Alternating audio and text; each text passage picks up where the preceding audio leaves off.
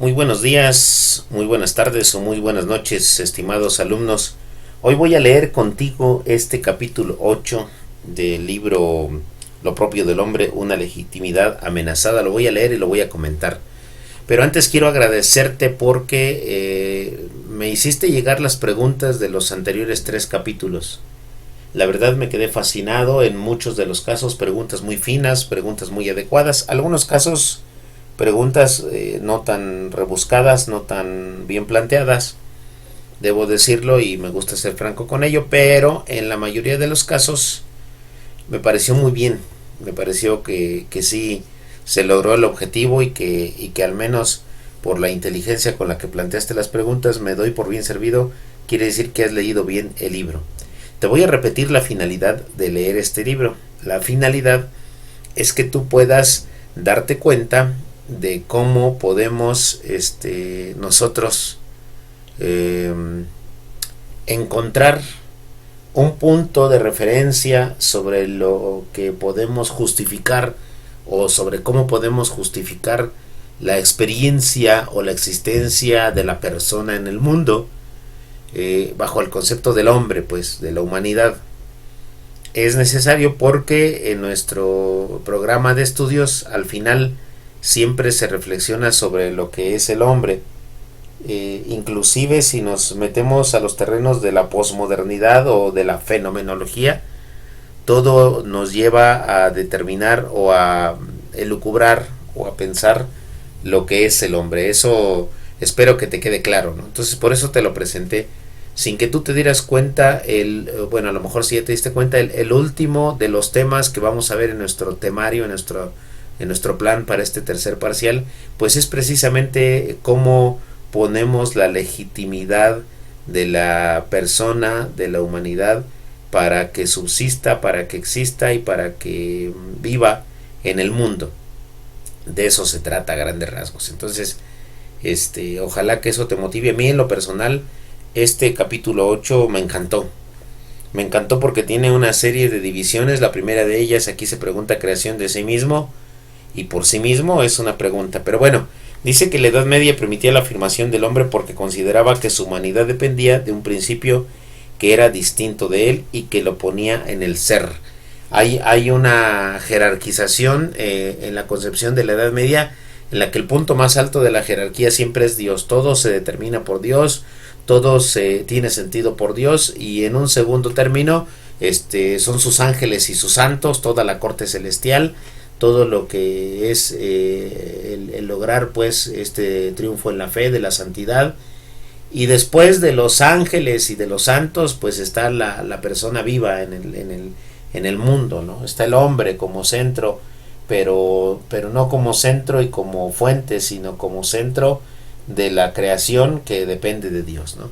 Después del hombre está el animal o la bestia, y hasta abajo la naturaleza, y esa era más o menos la jerarquía de la Edad Media, ¿no? Entonces, ¿qué es lo que daba sentido a la existencia del hombre? Pues algo que era distinto de él, en este caso su creador. Entonces concebía al hombre como criatura de Dios, representado a menudo como actuando por medio de la naturaleza. Para nosotros es preciso volver a plantear la cuestión del origen del hombre. Hay que preguntar de nuevo, ¿quién hace al hombre? ¿Quién o qué merece llamarse su creador? Entonces dice de este modo, una vez más, la cuestión de la legitimidad se aproxima a sus connotaciones originales, que la sitúan en el orden de la filiación. Si la estirpe no tiene ancestros, la cuestión pierde sentido y se vuelve vacua, es decir, vacía. El hombre se convierte de golpe en una especie de bastardo que no tiene progenitor, en un hijo natural que sería a tal punto natural que ya ni siquiera será descendiente de nadie. Tener pues o pensar que el hombre no tiene a quien apelar, dice, es como si fuera una especie de bastardo. Bueno, lo más corto sería decir que el hombre es su propio creador, preguntándose si el hombre es creador de sí mismo y por sí mismo, en cuyo caso la cuestión ya no tendría que plantearse. Si el hombre es creador de sí mismo, pues ya para qué nos preguntamos quién lo creó. Algunas fórmulas que sugieren tal situación están prefiguradas en el idealismo alemán, en concreto de este hombre que se apellidaba Schelling. La esencia del hombre es su acción. Entonces también está en la retórica existencialista, sobre todo en Sartre y más en sus epígonos. Aquí vamos hasta nuestros días. Se repiten como un mantra frases como: el hombre no es sino su propio proyecto. Incluso más radicalmente: yo soy mi proyecto.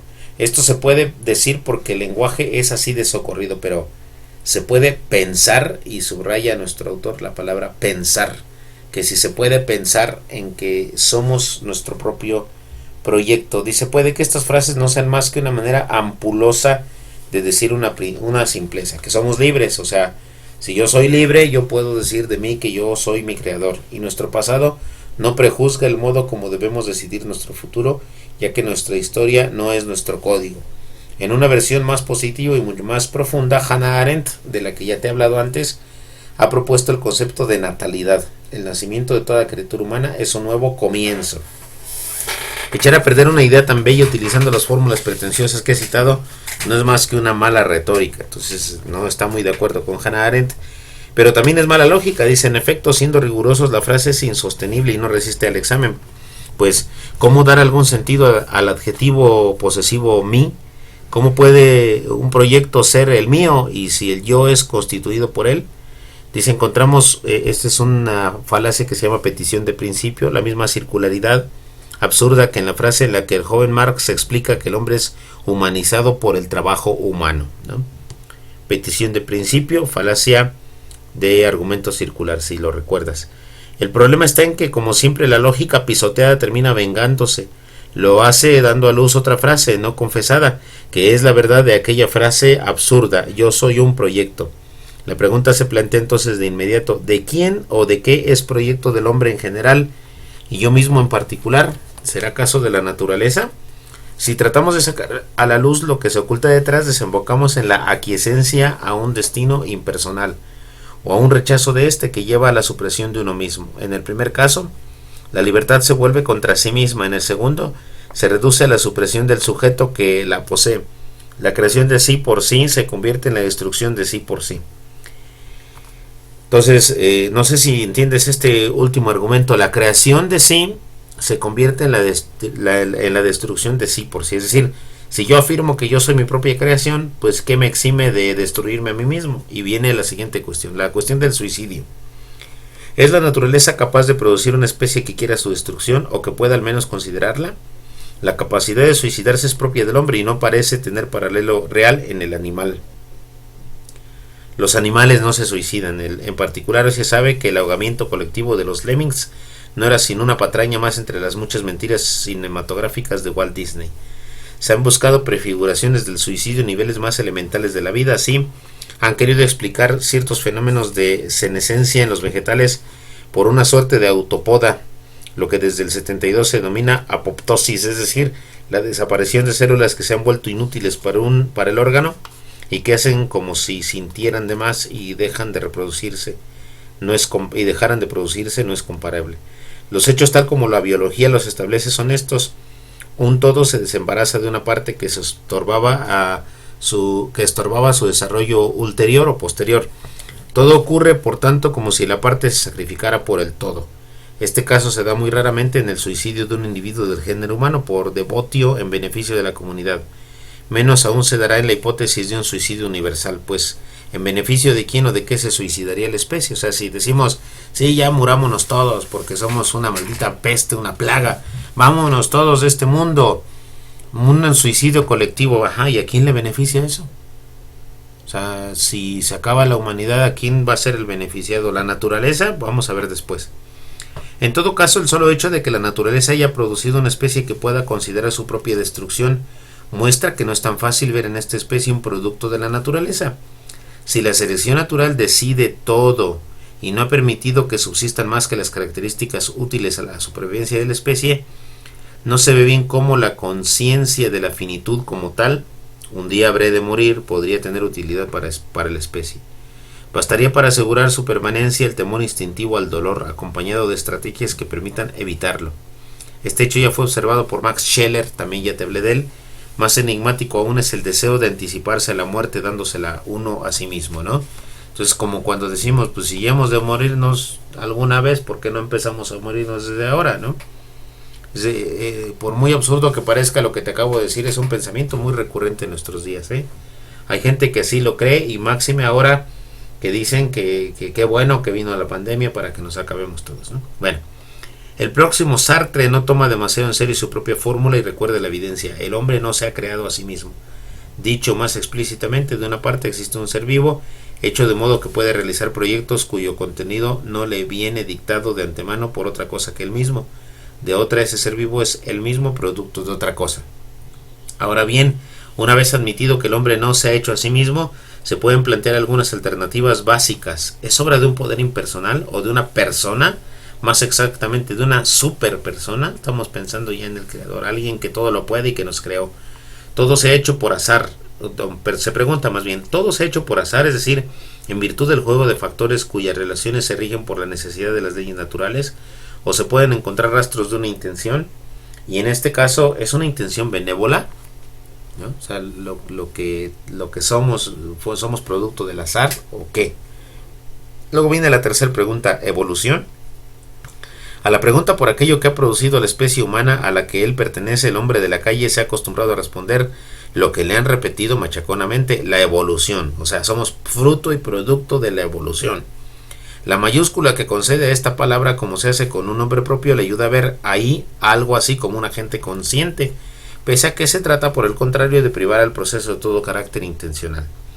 Observemos de entrada que apenas se trata más de un modo de hablar un poco rápido que no satisface más que a los divulgadores. Decir la evolución ha producido al hombre es tan poco riguroso como decir la historia ha producido a Napoleón. Jaque mate contra la evolución, alumnos. Jaque mate contra la idea de la evolución. No podemos decir que la evolución tiene como cometido el poder producir al hombre, como no podemos decir que la historia ha producido a Napoleón. Así de sencillo. No sé si entiendan la analogía lógica. Esto es así de claro. Con esto le damos mate a la teoría de la evolución en cuanto a su finalidad. En ambos casos se trata de una manera cómoda de resumir un complejo conjunto de factores en interacción. En el caso de la evolución en su versión dominante, tal como lo ha formulado Darwin, se trata de la selección natural que lleva a la supervivencia del más apto en una lucha por la vida, que se desarrolla al competir por recursos limitados. Todo se sitúa sobre el trasfondo de una fuerza vital que supuestamente intenta crecer o al menos mantenerse cueste lo que cueste, lo cual, por otra parte, apenas deja pensar sin algo así como una metafísica de la vida. Las observaciones de Bergson a este propósito me parecen muy pertinentes. Las presenta en la obra en la que reflexiona sobre la idea de la evolución y constata la insuficiencia de una explicación puramente mecánica. La adaptación explica las sinuosidades del movimiento evolutivo, pero no las direcciones generales del movimiento, y menos aún el movimiento mismo. O algunos años más tarde, esta necesidad parece explicar que la vida se detenga en tales o tales formas determinadas y no en el movimiento que eleva la organización cada vez más. Si se decide ignorar estas objeciones, se admitirá que el hombre no es más que el producto del azar, tomando también esta palabra como un simple recurso del idioma, ya que al azar no es, hablando con propiedad, una causa, sino el cruce de seres causales independientes. Por tanto, es un apodo no de la providencia, sino de la necesidad de las leyes naturales. La dificultad está en que, suponiendo que esto sea así, el hombre no tendría ninguna razón para ir en la misma dirección que las causas que le han conducido hasta él y prolongarlas. ¿Por qué habría él de transformarlas en razones para ir más lejos en el mismo camino, por el mismo camino? ¿Por qué estaría obligado a continuar haciendo consciente y libremente lo que sin conciencia ni libertad le ha hecho a él? El hombre no tendría ninguna razón para proseguir la aventura de la historia. Quizá incluso tendría razones y excelentes para ponerle fin, ¿no? ¿De qué nos serviría estar en el mundo si somos fruto del azar, si somos fruto de la evolución? ¿Qué sentido tendría que estuviéramos en el mundo y qué sentido tiene que vayamos tras la historia, como dice Remy Bragg? Luego se pregunta, ¿Gaia? ¿Habrá entonces en el origen de nuestra existencia alguna cosa superior al humano, una divinidad? ¿Pero de qué clase? Como conocemos la exclamación de Nietzsche, del que ya hemos visto también algo: vaya, 2000 años ya y ni un solo dios nuevo. Haríamos mal en seguir engañándonos. En realidad los nuevos dioses no faltan, antes bien pululan. Los más simpáticos por lo demás son los que se presentan explícitamente como tales. por ejemplo los de las nuevas religiones que aparecieron en pleno siglo XIX y de las que Nietzsche habría podido oír hablar, los mormones, los bahá'íes, sin contar los efímeros cultos públicos apañados en la época de la Revolución Francesa. Otros dioses evitan presentarse como tales y por tanto no siempre son verdaderamente simpáticos. Algunos son incluso francamente perversos, por ejemplo, esa pesadilla recurrente ya evocada de la inteligencia artificial mineral, en relación con la cual el hombre y en el fondo todo ser vivo no sería más que un andamiaje provisional que se podría desechar una vez que haya cumplido su función, o la tierra en nombre de la cual se proyecta suprimir al hombre para devolverle aquella su pureza intacta. Algunos aspectos del movimiento ecologista se convierten de este modo en un rebrote moderno de la religión de la naturaleza. Entonces, muchos de nosotros a veces, sin pensarlo, caemos en esta nueva religión que está denunciando Remy Brack, que es la religión de la Gaia, ¿no? De la madre tierra. La versión moderna de la idea de la divinidad de la tierra se remonta a Auguste Comte, el padre del positivismo, del que ya hablamos también. Al final de su vida proponía completar su religión de la humanidad del gran ser situado en el interior del universo o gran medio, como una justa adoración de la tierra erigida en gran fetiche, sede y residencia del gran ser. En la misma época, el fisiólogo y psicólogo alemán Gustav Theodor Fechner veía en la tierra un ser animado. Bueno, ahí él abunda en eso, ¿no? Y termina diciendo pues que lo más gracioso de todo es que también está el movimiento de la New Age con todo esto. Para algunos representantes, el hombre, por su sola existencia y su tendencia incontrolable a reclamar todo el espacio para sí, constituye el peligro mortal para la biosfera. Eso es lo que dice ahora tanto el ecologismo como esta teoría del calentamiento global. Conviene, por tanto, indicarle la puerta de salida si se quiere conservar la vida en la Tierra. O sea, le estamos haciendo daño a la Tierra y no es posible que podamos regularlo. ¿Qué hacemos? Pues terminemos con la humanidad. ¿Cómo? Pues que nazcan menos, que haya menos cada vez, que haya menos y que haya menos hasta que ya no quede nadie, ¿no? Porque somos la plaga, dicen. Bueno, se pregunta acerca del mal en el mundo en el número 5, que dice canalla. El buen Dios dice que se ha vuelto corriente, está lejos de haber sido siempre la evidencia que ha llegado a ser de lo que ha llegado a ser para nosotros. Nietzsche, con su Dios de más allá del bien y del mal, que sería preferible al Dios moral, da pruebas de un gran optimismo.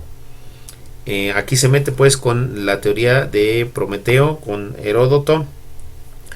No lo voy a leer ya, solamente te voy a decir que en este apartado se pregunta si además el hombre es capaz de sostener el origen del mal y de dónde vienen las cosas malas si hay un Dios, de dónde vienen las buenas si no lo hay, ¿no? O sea, es lo que decía Boecio. Y bueno, ¿de qué se trata pues esta parte? De plantear el problema del mal en el mundo, que no lo trata para resolverlo, sino para plantearlo como una provocación más acerca de la función del hombre en la tierra. ¿Para qué venir a la tierra si este mundo es malo, ¿no? O sea, esa es más básicamente la pregunta. Y bueno, luego viene la respuesta en el número 6, cuando dice el Dios del Génesis. ¿Qué respuesta hay esto? Pues lo que señala Remy Braga es que siempre, y desde muy antiguo, concretamente con el Génesis o con la Biblia, se ha tratado de dar la interpretación de que estamos aquí porque un creador nos puso aquí, ¿no? O sea, el Dios creador, de lo cual nosotros aquí hemos escuchado mucho por nuestra escuela, la idea de que Dios nos puso acá. En cambio, pues también hay otros mitos del origen. En la página 156 nos menciona algunos, los relatos babilonios con los cuales la élite judía ha estado probablemente en contacto cuando se hallaba retenida como reina en Babilonia. Según la cosmología de allí, dice la creación consiste en un asesinato. Quien lo realiza es un Dios salvador.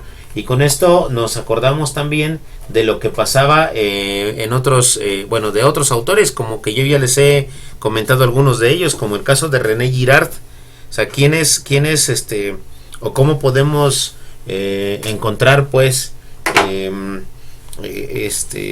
la idea de que el origen de las cosas está un Dios, un asesinato. Es el origen de los mitos, como alguna vez ya se los he explicado. En el número 7 habla de la bondad del mundo y de la bondad de Dios. Sobre el telón de fondo de estas representaciones y quizá contra ellas, la Biblia supone que Dios no conoce la envidia y es pura generosidad. En Grecia el tema nace con Platón y se encuentra en toda la Edad Media. En el Fedro, en Jehudá Ha-Leví, que ya lo vimos antes, y en el Timeo.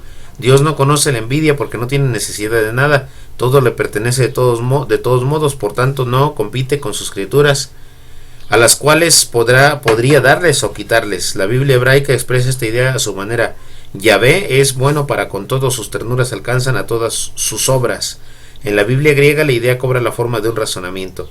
Si Dios hubiera odiado alguna cosa, no la habría hecho. Es de Eclesiástico 15, como lo ven ahí. El texto más reciente de esta Biblia lo desarrolla así. Si tú amas a todos los seres y nada de lo que hiciste aborreces, pues si algo odiases no lo habrías hecho. ¿Y cómo habría permanecido algo si tú no lo hubieses querido? ¿Cómo se habría conservado lo que no hubieses llamado? Mas tú con todas las cosas eres indulgente porque son tuyas, Señor, que amas la vida. Esta idea de que el Dios es un Dios de bondad, también la podemos encontrar de alguna manera en el principio del libro de las Confesiones de San Agustín, que te voy a leer aquí muy brevemente y que dice de la siguiente manera. Fíjate qué bonito se expresa respecto de la bondad de Dios y de la necesidad de captarlo y de ir por él. Dice: grande eres, Señor, laudable y sobremanera grande tu poder y tu sabiduría no tiene número. Y pretende alabarte el hombre pequeña parte de tu creación, y precisamente el hombre que, revestido de su mortalidad, lleva consigo el testimonio de su pecado y el testimonio de que resistes a los soberbios.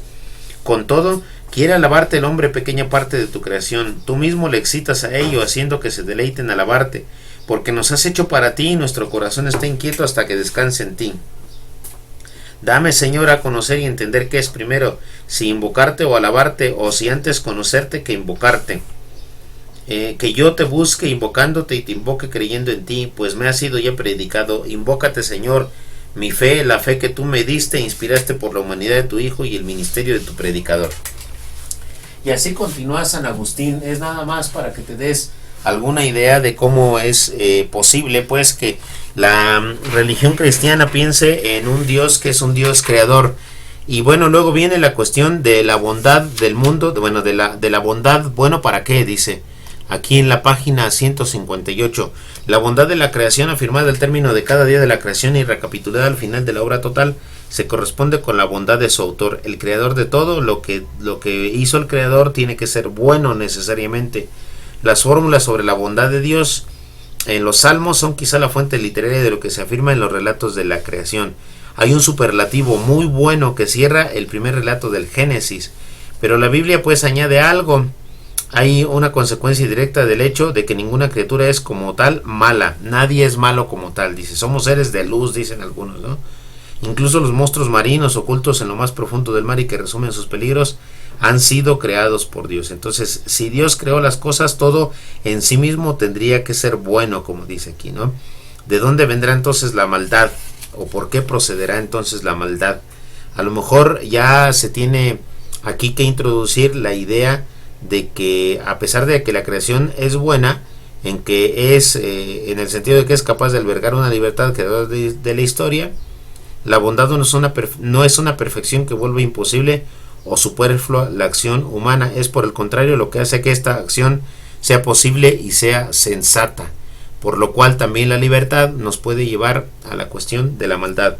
En el número 9, a imagen de Dios, que la creación en su totalidad es imagen de Dios, como el artesano pone sobre su obra su huella, así Dios pone sobre la obra la huella de su creación. Aquí quiero invocarte o evocarte a San Buenaventura. San Buenaventura nos dice que todas las cosas que vemos en el mundo son como un espejo de la obra de Dios, que en ellas podemos encontrar el reflejo de lo que Dios hizo, porque Dios hizo al hombre a su imagen y semejanza, y a la naturaleza le dejó las huellas de su creación. Y bueno, la imitación de lo invisible en el número 10. El Dios de la Biblia es invisible, nadie lo ha visto jamás a Dios. Es imposible conocer y definir al hombre como a Dios, el modelo de aquel que es la copia. Si nosotros decimos que el hombre es imagen y semejanza de Dios y no podemos ver a Dios, entonces ¿cómo podemos conocer al hombre? Este sería el el argumento que está hilando nuestro autor. Providencia, proyecto, tarea.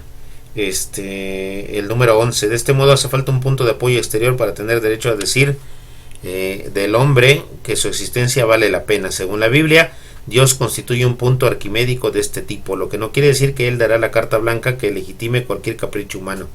Es erróneo atribuir a la Biblia, más exactamente al relato de la creación del Génesis, la responsabilidad por la devastación actual de la tierra. Esto se ha mostrado examinando el modo en que han sido comentados en la tradición exegética judía y cristiana los versículos en los que el Dios de la Biblia ordena al hombre crecer, multiplicarse y dominar la tierra. El acento nunca se pone en la dominación, sino en la fecundidad. Ahí donde se menciona la superioridad, se espera que evoque una naturaleza innata poseída pacíficamente. En ningún caso debe animar a un advenedizo a reclamar derechos de los que duda, pregonando un tanto más ruidosamente que él no es un cualquiera. En cuanto a la dominación, en la mayoría de los casos es interpretada como una alegoría del dominio humano sobre lo que hay de bestial en el propio hombre. El diálogo con Foucault nos ha permitido comprender mejor el aspecto de la cuestión. En respuesta a la crítica del humanismo que él realiza, he propuesto pensar al hombre como apoderado y por tanto responsable. He dejado sin contestar estas preguntas. ¿Responsable de qué exactamente? ¿Investido de qué misión? Ahora lo puedo responder, nada menos que de ser. El hombre es responsable de ser. El hombre tiene la misión de ser, no de no ser, como vimos con Parménides. Esto es bien importante, ¿no? Hemos sido llamados al ser, como les dije en clases pasadas. Somos algo. La vida que tenemos es la vida que se nos da. Entonces, en ese sentido, tendríamos que pensar si la vida se nos da y si fuimos llamados a la vida, entonces fuimos llamados al ser, no al no ser. Entonces ya podemos identificar una de las conclusiones que va tomando Remy Bragg. Todas estas cosas que él ha criticado, las ha criticado porque nos quieren hacer pensar que podemos incluso tener la libertad de no ser, incluso de decidir que otros no sean. No estamos muy lejos en que la sociedad, además de legalizar los asesinatos en el vientre materno, pueda legalizar los asesinatos fuera del vientre materno, al fin que podemos prescindir de lo demás porque podemos prescindir del ser hasta el ser de uno mismo. Más o menos de eso se trata, y por eso en la clase pasada te pedí que reflexionáramos juntos acerca del tema de la muerte. Espero que te haya servido. Y para esta clase solamente te pido que hagas un resumen de lo que leímos de este capítulo 8 y que me lo mandes no sin antes haberlo puesto en tu libreta. Te agradezco mucho y ojalá que te haya servido.